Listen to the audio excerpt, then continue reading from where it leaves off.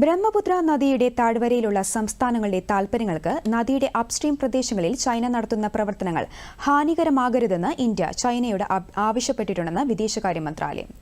മന്ത്രാലയ വക്താവ് രൺധീർ ജയ്സ്വാൾ വാർത്താ സമ്മേളനത്തിലാണ് ഇക്കാര്യം അറിയിച്ചത്.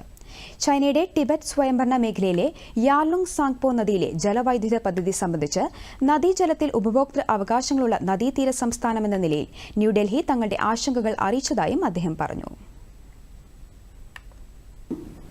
We have seen the information released by Xinhua on 25th December 2024 regarding a hydropower project on the Yarlung Sangpo River in the Tibet Autonomous Region of China.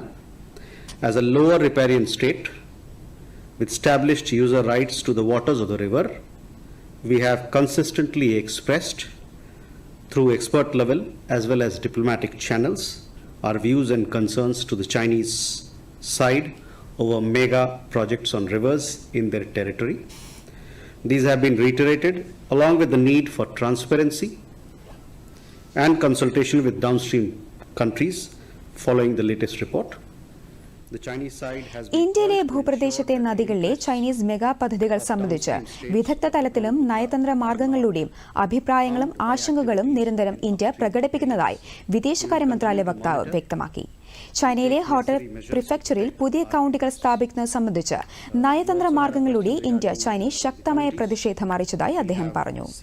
പുതിയ കൌണ്ടികളുടെ അധികാരപരിധിയിലെ ചില ഭാഗങ്ങൾ ഇന്ത്യയുടെ കേന്ദ്രഭരണ പ്രദേശമായ ലഡാക്കിലാണ്. ഇന്ത്യൻ ഭൂപ്രദേശങ്ങൾ ചൈന നിയമവിരുദ്ധമായി കൈവശപ്പെടുത്തിയത് ഇന്ത്യ ഒരിക്കലും അംഗീകരിച്ചിട്ടില്ലെന്ന് ജയ്സ്വാൾ വ്യക്തമാക്കി.